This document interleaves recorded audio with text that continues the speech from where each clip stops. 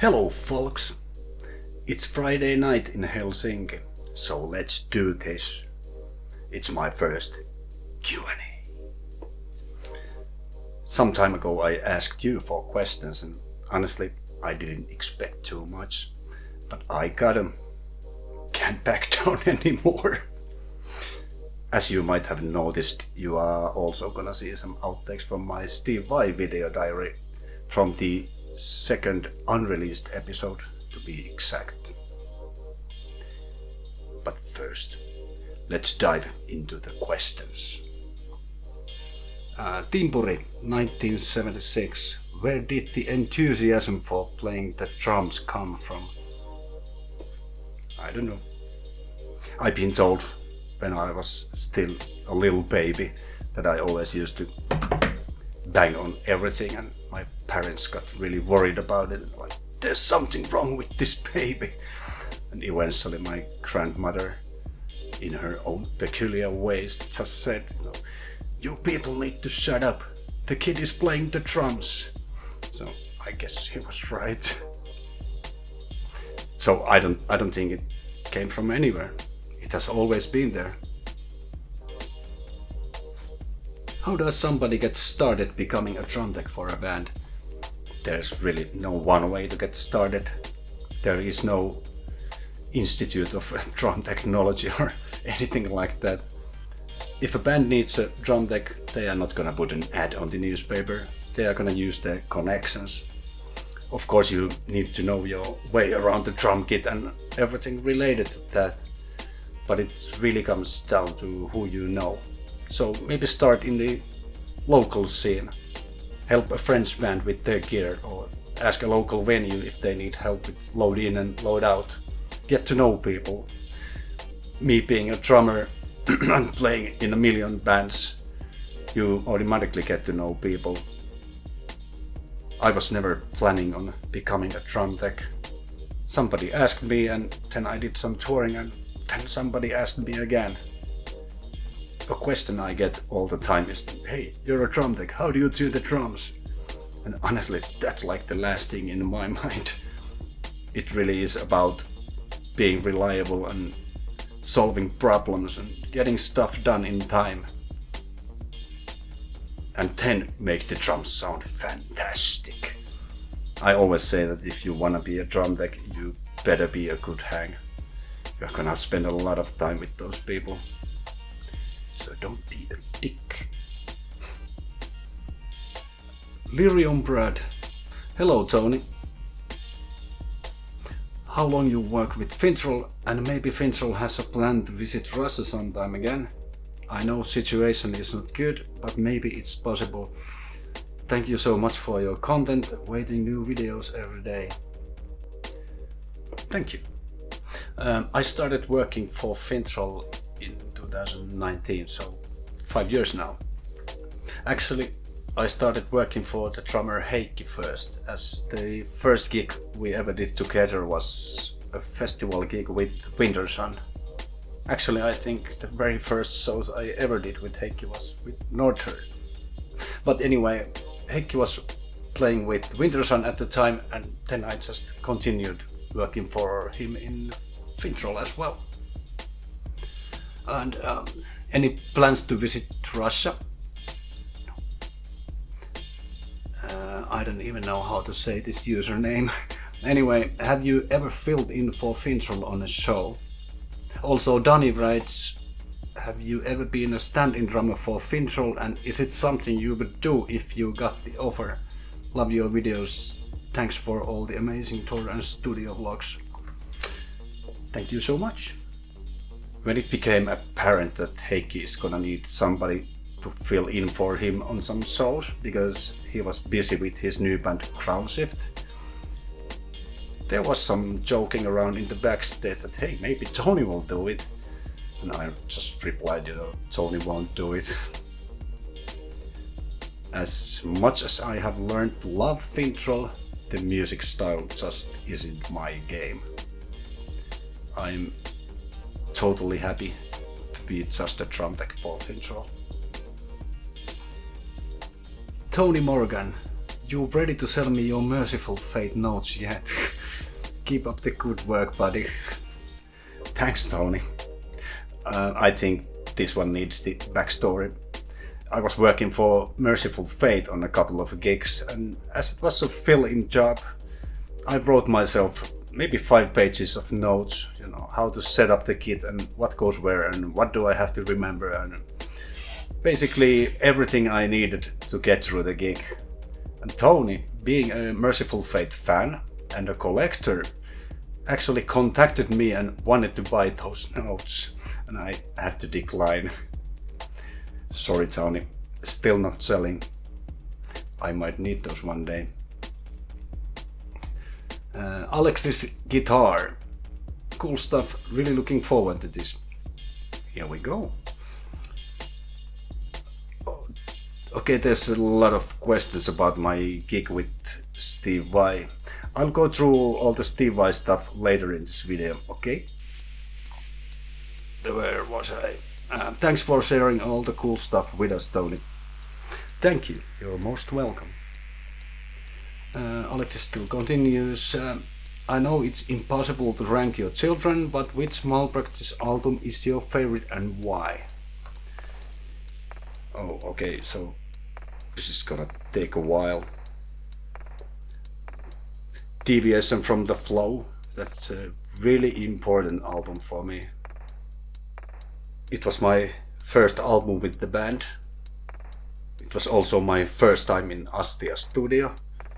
Of course, I had been in studios before and made records, but that was the first time in a real top class studio with a producer and an actual budget to make the record.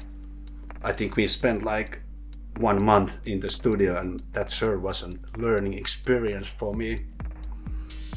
I know that album is the favorite for many, and I sure love that album. And then we made Triangular, and as a band we were on fire. We still had a couple of songs left from the Deviation era. Platform was an old song, and so was Fragments. We definitely didn't want to make Deviation too long, and definitely didn't want to have 2 long songs on the same album, so we did Fragile Pages on Deviation and left Fragments on the next one. Symmetry was even older song, coming from Off Shape and Balance era. I once heard the demo and I just said, yeah, we have to rearrange it and record it on the new one. And the new songs just kept coming. Maze of Inequity and title song Triangular, just... I think in many ways the band was at its best on that one. Turning Tides. Oh man, that was a difficult album. I think it took like 6 years to make. We had no new material at all, and writing new songs was really difficult. But suddenly, when the floodgates opened, we had an album worth of new material, and then our record company dropped us. The album turned out to be this kind of loose theme album about this super talented guy who's stuck in the suburbs and can't find his way out to better things. Of course we were singing about ourselves there. I can still hear the anger and frustration and even sadness in the music. When we finally got a new record deal and the album was released, it sold absolutely nothing. Everybody kind of just went doing something else, and the band never broke up, but it just stopped. But the music on that album, I'm sorry about this super long answer, but as Deviation from the Flow, it's so important, and I love that album, and it's probably the best memories. But musically, Turning Tides is my favorite. Tuomas Jönberg, now that it came to my mind, it would be great to see a Malpractice live show. So are there any plans for live shows or anything else concerning Malpractice? Well, I'm still friends with the guys. I talk with the band leader Jonas every now and then. Well, never say never. I'm not really sure if I really want to go back, or any of the other guys either. You have to move forward. No, things don't have to last forever. You know, maybe it's for the best that it only lasted that long. So, I don't know. And the reunion will be revealed next week. Northern Eyes. Hi there, Toni. Hi. Will you play on tour with Malpractice again? Any chance to have another album? Well, sometimes I think it might be fun to do something together again, but an album, a tour, that sounds a bit much. But yeah, like I said, never say never. Northern Ice continues, or perhaps are you planning to play on another prog metal band? I have played on other prog metal bands. For instance, a few years ago I did 2 albums with Mustard. Well, that was more like studio work. I haven't really been in a band in quite a long time. Okay, I play in a party band, but not in a rock or metal band. There was a time when I was in 4 bands at the same time. I was in Malpractice, Reversion, Rock, and To Die For, and that was a bit exhausting. When those bands, one by one quit or stopped or whatever, I just didn't join new ones, and actually made a decision that I'm gonna concentrate on session work. And that's what I've been doing since. And yeah, I could not be more happy. But if the right offer comes in, sure. PKA 3196. Which band, if they asked you tomorrow, would you love to play for, or which drummer would you love to tech for? As a drum tech, well, any of my favorites. Portnoy, Mangini, Colaiuta, although that might be quite scary. I have done some quite big shows as a drum tech, but it would be interesting to do like a proper stadium tour, just to see what it's really like. But as a drum tech, I would work for basically anybody who was nice. As a drummer, for years I always said that playing with Steve Vai would be my dream gig. Now I have played with Steve Vai. But of course there's so many.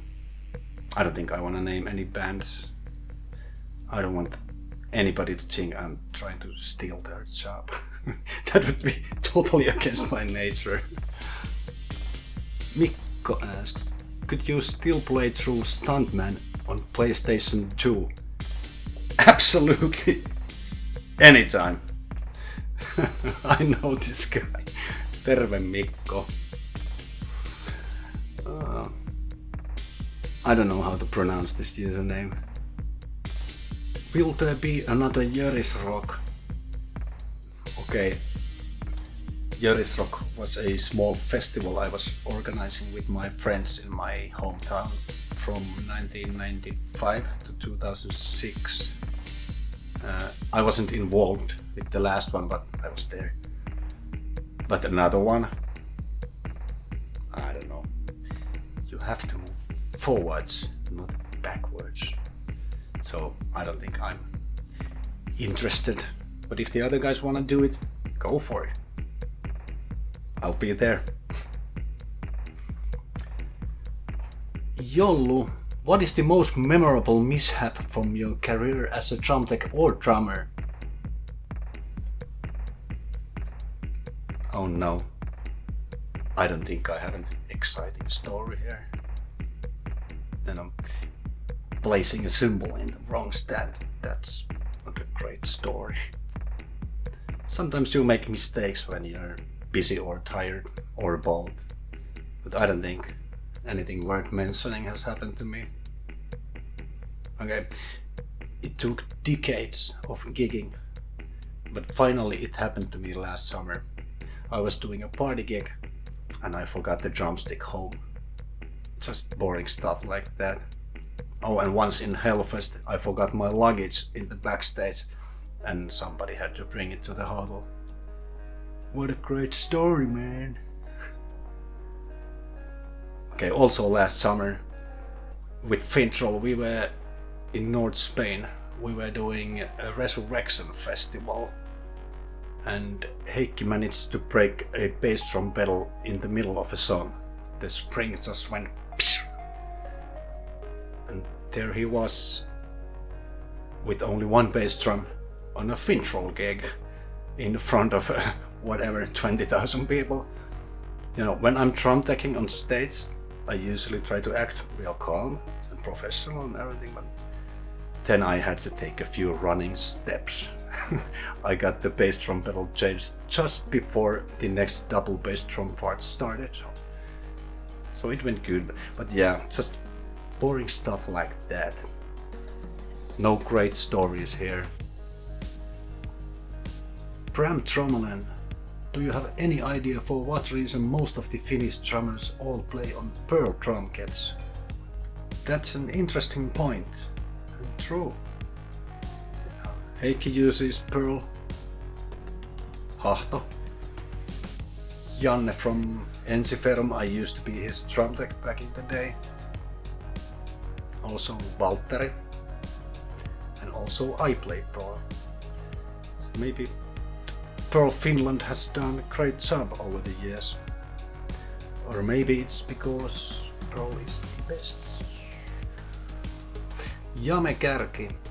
Hi, as a freelance drummer, you may be involved in a variety of band formations and genres, and the drum gear must also be flexible. True. What are the cymbals and snare you can almost always lean on? It all depends on your taste and your own sound. In general, I would say like Ludwig Black Beauty works on almost everything. Cymbals are a bit more tricky, depending on, once again, about your own sound and maybe even the brand you prefer. Just get something medium, nothing too extreme. No mega bell rides. But you know, for me personally, I use the same cymbals for almost everything I do. I'm a Sabian guy. I like thin and soft sounding cymbals. So most of my cymbals are AAX, HHX, like thin and fast crashes and stuff like that. For like 90% of my sessions I use Evolution hats and ride. Snare, okay. When I play with the party band, I always use my Saari 14x6.5 birch snare. That's a Finnish handmade snare with a really nice and soft sound but with great energy. If I had to choose one snare for everything, I would definitely go with my 1967 modified chrome over steel 14x5 Royal Star. BLS Broken Boned. What is the most fun and least fun aspect of your job? As a drum tech, I just really like working with drums. I get weird satisfaction when something goes wrong and you manage to fix it. I like traveling. Although you don't always get to see anything, especially when doing festivals and the schedule can be really tight. But yeah, I like touring. I'm one of those guys. To work with drums and travel the world, that's perfect for me. The least fun aspect? Airports. Yeah, I know it's an inevitable part of this whole traveling thing, and you just have to deal with it. But oh god, checking in with 20 cases. Yeah. Also, drum teching can sometimes be quite stressful. Tight schedules and not enough sleep and lost luggage and all that. I could tell you a story about my gig with Mercyful Fate and lost luggage, but there's a video diary of it, so go check it out. But the most fun aspects of my work, both as a drummer and a drum tech, that's definitely the variety of my gigs. I consider myself like really lucky that I get to do all these different things. I've been in a situation where I played a wedding gig and then headed straight to play a concert with 100-piece symphony orchestra and Steve Vai. Okay, I'll tell you that story. Last year I spent the whole summer doing festivals with Finntroll and gigging with the party band at the same time. The festival season ended in Norway and I flew home and played a gig with the party band the next day, and then filled in for another party band the day after that.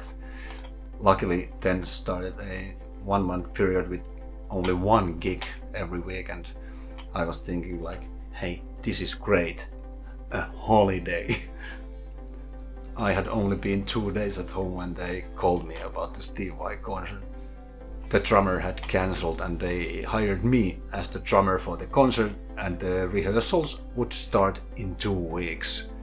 There went my holiday. The next 2 weeks I rehearsed the concert and did those weekend gigs at the same time. Totally insane. Watching myself now in the video diary is like, that dude is about to burn out.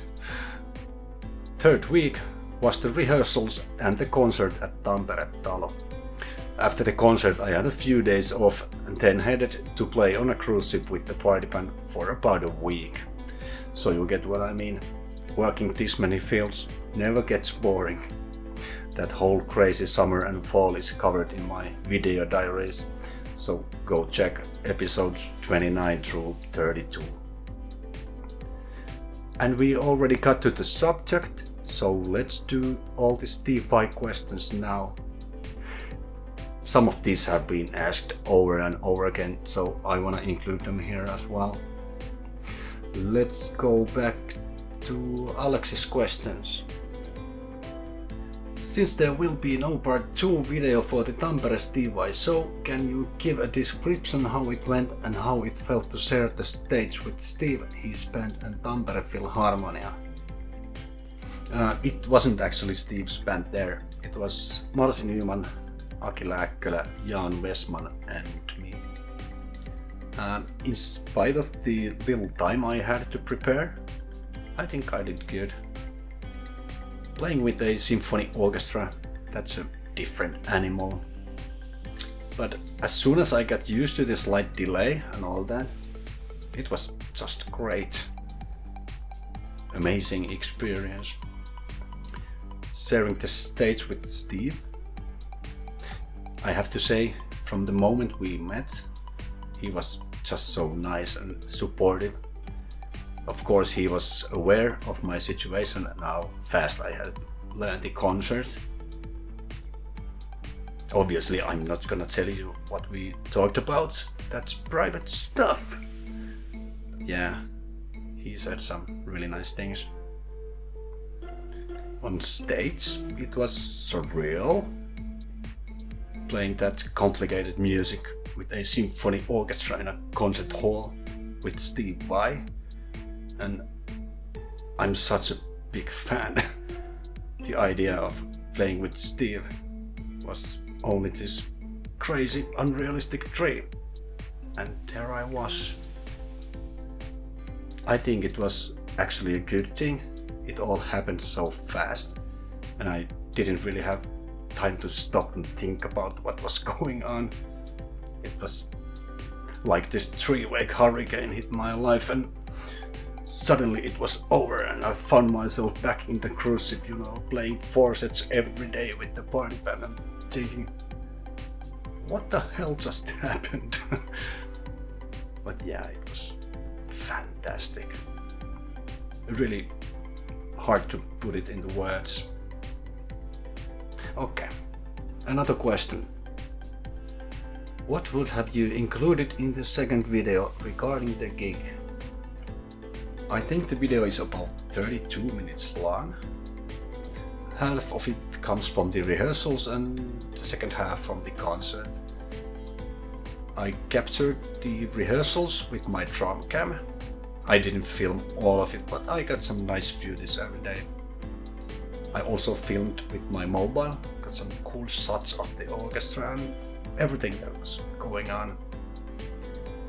I filmed the concert with 2 drum cams, and I included something from each song we played in the video.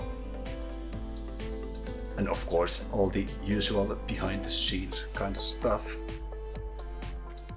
And some frequently asked questions. Is there a second part of the Vai video? Yes, in my archive. Not many people have seen it. When are you gonna release the part 2 of the Steve Vai video? The second part of the video is and shall remain unreleased. Did Steve deny the release? No. Many people have been asking why I didn't release the second part. It was a publishing issue. As far as I know, everybody else was okay with the video except Tampere Filharmonia Symphony Orchestra management. I was not allowed to use any footage, video or audio of the orchestra. I tried to negotiate about it a little bit, but it was just a constant no to everything. Please don't blame them too much. They had all the rights to do so. I didn't want to release a totally butchered version of the video, so I decided to shelve it. There was just no point. But as promised, there is some footage from the second episode I actually can release. I'm not going to show you all of it. Nobody needs to see me having breakfast at the hotel or walk around Tampere every day or talk about the rehearsals or the concert without the context. But here's a few clips that might be interesting for some of you. Some of these clips I had to modify a little bit because there was, well, music and musicians in the background. You know how it is. Alright, here we go. Here's some footage from the unreleased second episode of my Steve Vai video diary. Thanks for the questions and see you in the next video. Bye. I feel like I never left. It's so nice to be here with you again. First, Steve gave the orchestra a little welcoming speech, and right after that we started working. 107. The rehearsal was always from 10 AM to 2 PM, except for the last rehearsal on the day of the concert, when it was only 3 hours. We went through a lot of things to do with the tempos, dynamics and orchestra balance, and millions of details of this very complex music. The conductor Jukka Iisakkila was in charge of the tempos, so I had to follow his lead very closely. Also, the delay between the front row of the orchestra and the last row where I was playing took some time to get used to, not to mention the concert hall echo. Because of the distance between Steve and me, the drum set was mic'd and Steve got my drums on his monitor and I got his guitar on mine. That was all the miking and monitoring we had on stage. The audience would still hear only the acoustic orchestra and the band from the stage.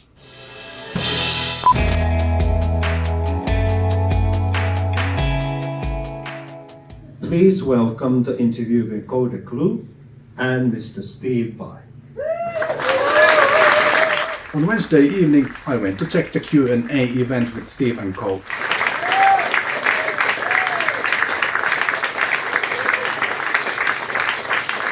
It always happens. You know, you got Chuck Berry, and then you got guys standing on his shoulders like Hendrix.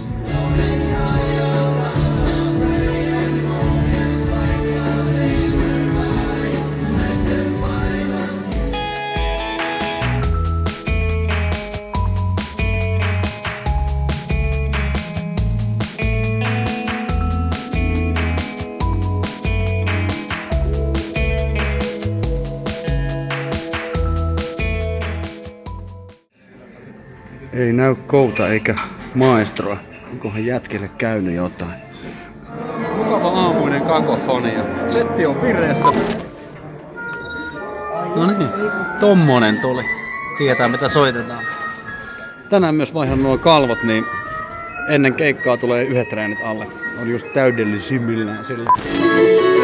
Vaihtelen just kalvoja. Steve soittelee taustalla. Ei haittaa.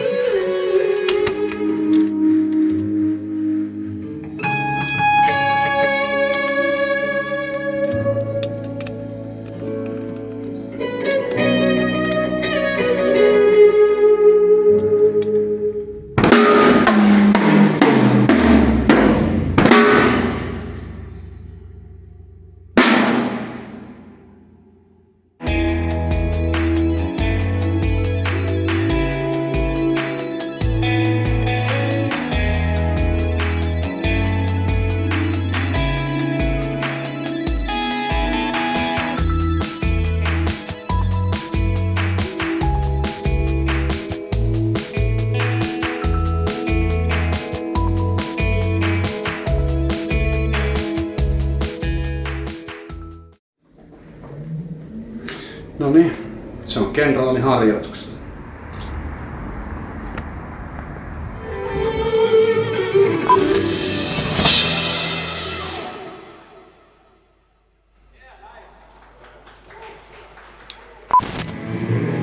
Nyt olisi kaikki valmista konserttiin. Siellä on varapedaalia, vähän muita varaosia, kapuloita ja varavirveli. Kaikki tässä selän takana.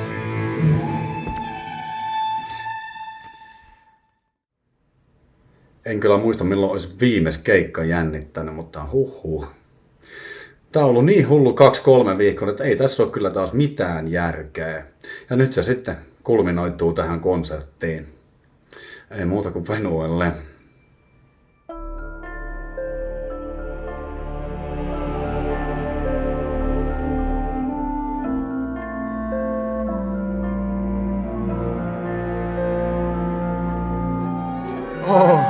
Ja Cole lahjoitti mulle kirjan.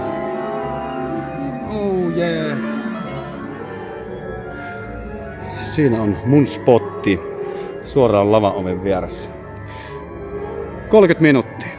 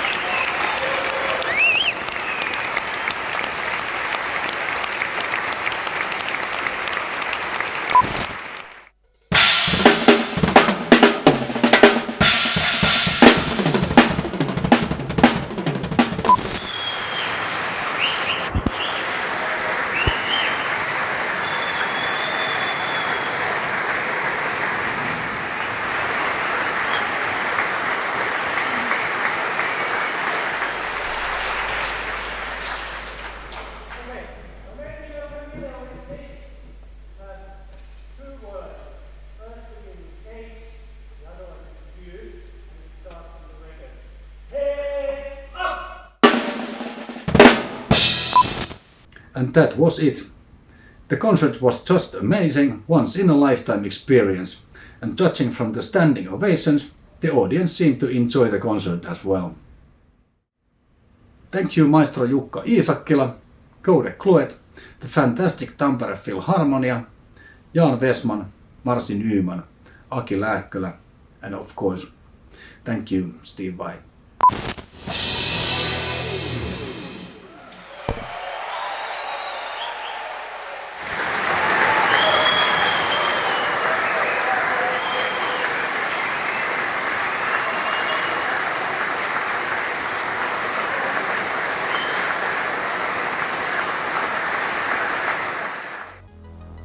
What an unbelievable 3 weeks it was.